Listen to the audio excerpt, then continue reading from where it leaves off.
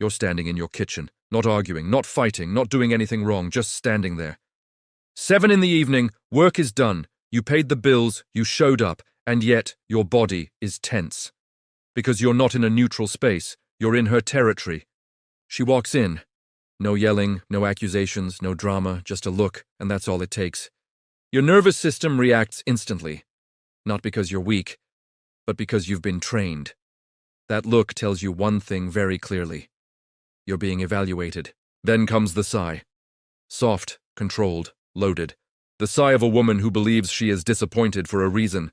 And just like that, you're no longer a man in his home. You're a subordinate awaiting feedback. This is how modern men are domesticated. Not with force, not with violence, but with disappointment. Because disappointment doesn't look abusive. It looks justified. It looks mature. It looks feminine. And that's why it works. She doesn't have to say, "You failed." You already feel it. Your mind starts scrambling immediately. What did I miss? What didn't I anticipate? Why isn't she satisfied? Notice something important here. She hasn't explained anything. She hasn't communicated. She hasn't stated a need. And yet, you're already adjusting. That's power. Real power doesn't argue. It doesn't explain itself. It makes you do the work. She stands there, disappointed. You stand there, shrinking. This is the moment most men still call a relationship. But what's really happening is conditioning. You are being trained to associate her emotional state with your worth as a man. Happy woman, you're acceptable. Disappointed woman, you failed your role. And that role is very clear. You exist to regulate her emotions. You exist to prevent discomfort, to anticipate moods, to smooth friction, to absorb dissatisfaction. That's not partnership. That's emotional labor with a penis. And the kitchen is where you learn it, because kitchens aren't neutral. They're symbolic.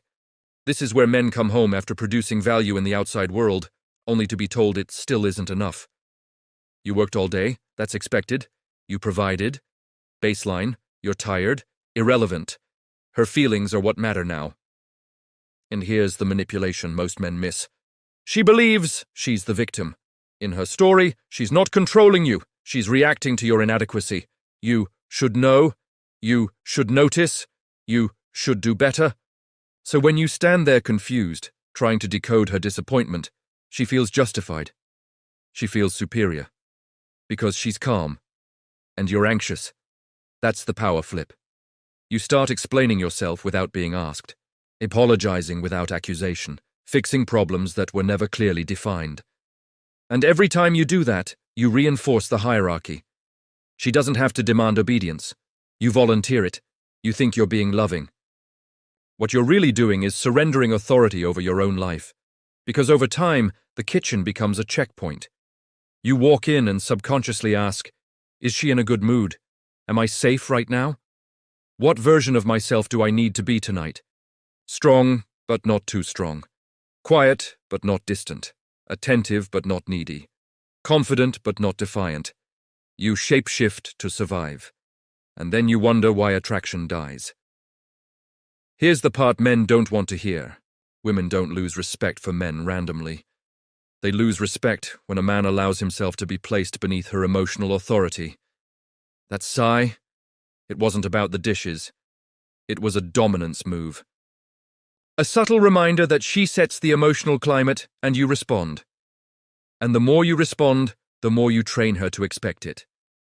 Until one day you don't recognize yourself anymore. You're cautious, you're careful, you're polite in your own home. And the kitchen, the place where a man should feel grounded, fed, restored, is where you learned to obey. After the kitchen, something subtle changes. You don't notice it all at once. There's no single moment where you think, I've lost control of my life. It happens quietly, gradually. You start explaining yourself more, not because she asks, but because you've learned that silence will be interpreted as guilt. So you narrate your existence, why you're late, why you chose that route home, and why you didn't text immediately, why you're tired, why you want to sit down for 10 minutes. Your life becomes a justification. And here is what most men don't realize. Once you start explaining yourself to a woman who didn't ask for an explanation, you've already accepted a lower position. Because men don't explain themselves to equals. They share, they communicate, they coordinate. But explanation is different. Explanation assumes suspicion, and suspicion assumes authority. She doesn't say, "Tell me about your day." She says, Why didn't you answer? Why didn't you notice? Why didn't you think ahead?" And you rush to answer, not calmly, not confidently, but defensively.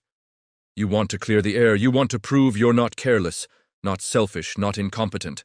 And that urgency is exactly what trains her, because urgency signals weakness.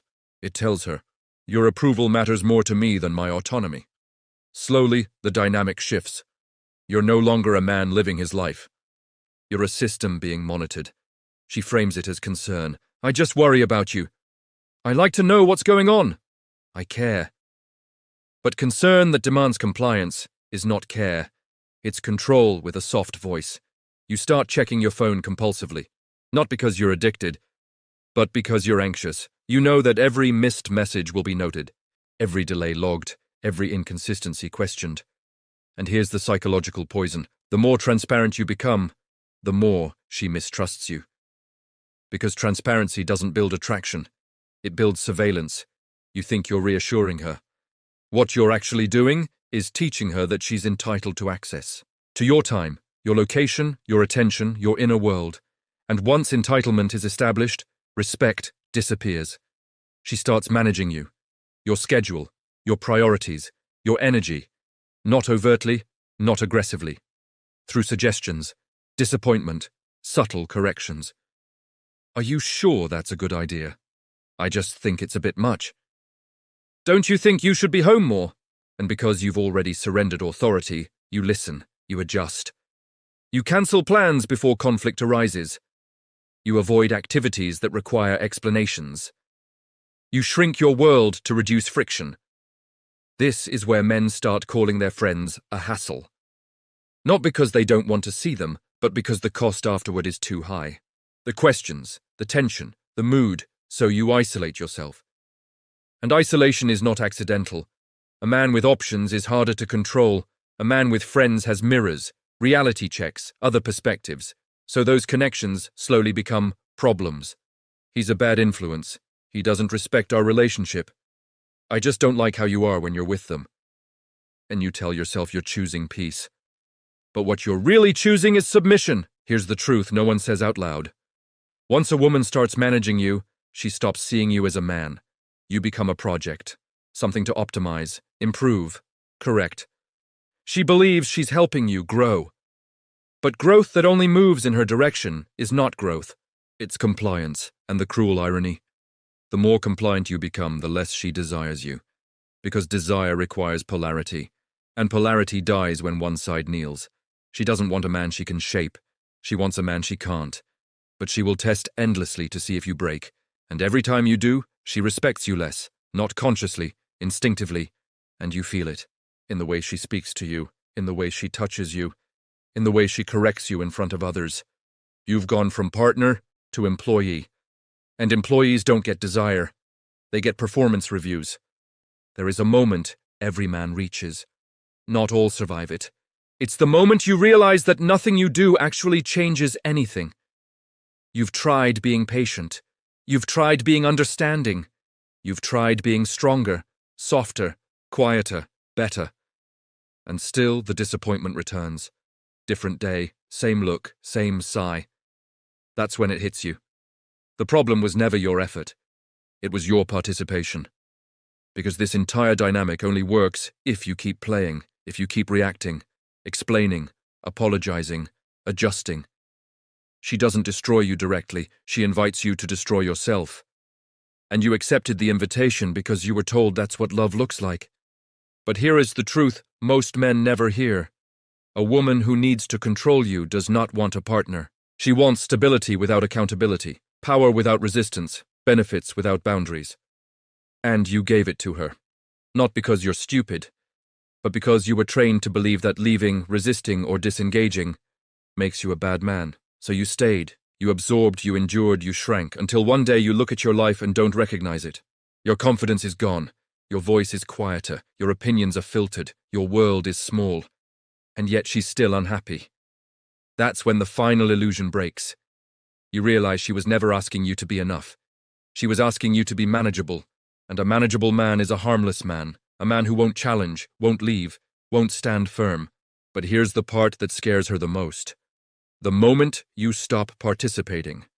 Not by yelling, not by threatening, not by punishing, but by withdrawing your emotional compliance. You stop explaining yourself. You stop justifying normal behavior. You stop apologizing for existing. You make decisions without asking for approval. You have opinions without softening them. You leave the house without reporting your movements. And you don't do it angrily. You do it calmly. Because calm confidence is the one thing she can't manipulate. At first, she escalates. Disappointment turns into accusation. Concern turns into control. Sadness turns into rage. She will tell you you've changed. And she's right. You have. You stopped begging to be accepted. Then comes the guilt. You don't care anymore. You're selfish. You're abandoning the relationship. Translation: you are no longer controllable. And this is where the path splits.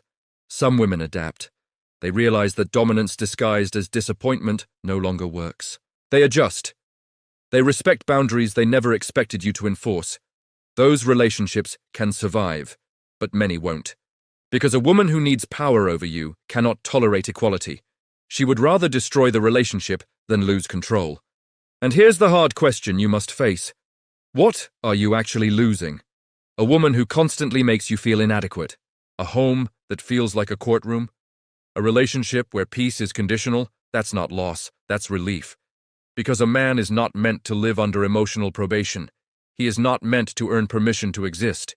He is not meant to sacrifice his spine for the illusion of harmony. Real partnership feels different. It feels calm. It feels solid. It feels safe. Not because there's no conflict, but because conflict doesn't threaten your worth. A woman who respects you does not want you smaller. She wants you solid.